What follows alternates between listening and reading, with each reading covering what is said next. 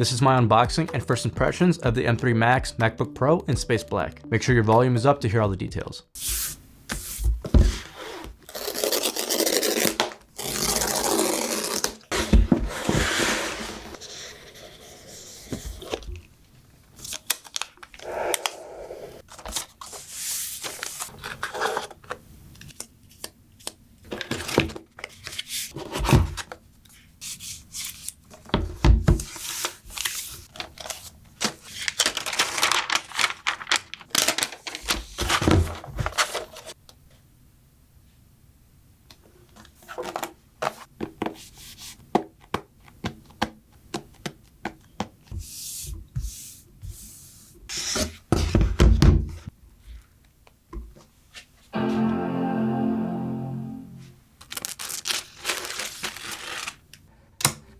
Before I move on, if you guys liked that unboxing, be sure to like the video and consider subscribing. It really helps the channel out. So looking at the color, it's definitely not as black as I thought it would be.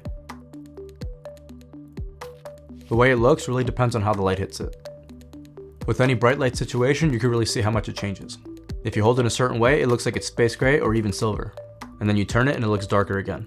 Even though it's not as dark as I thought it would be, I still really like it. When you open it up, you can see that the keyboard is black. And I thought it was going to be this black. You can really see how different they are. I think most people were expecting the color to be as dark as the keyboard. And this is a comparison to my old M1 Max. I have a matte black dbrand skin on it. When I first compared them, I thought the dbrand skin was much darker. Again, it really depends on how the light hits it. But to me, the dbrand skin is still closer to black. The space black color is more of a dark gray. And when you compare it to space gray, space black really is just a darker version. And now moving on to the fingerprint test. This space black color is supposed to be more fingerprint resistant. If you have the Midnight MacBook Air or you've seen videos of it, you know how bad the fingerprints are. And so far, it does seem like the space black is better than the Midnight color, but you do still see fingerprints. If I shine it a certain way, you should see some of it. This is from holding it the last few minutes.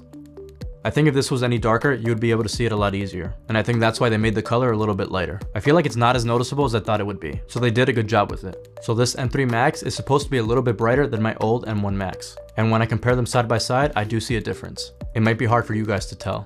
I will be testing the M3 Max to see if it's faster than the M1 Max. But I don't expect to see a huge difference. My M1 Max covered more than 99% of what I do. I just want to see if it makes a difference on the very few things that slowed me down. To be honest, most people don't need the Pro or Max chips. If you still have any Intel MacBook, you should look into the M1 or M2 MacBook Airs. 99% of you would be more than happy with those. Even the M1 MacBook Air just dropped down to $750. If you want to know more about it, you can check out this video here. Again, if you guys can like the video and consider subscribing, it really helps the channel out. Be sure to check out some of my other Apple videos.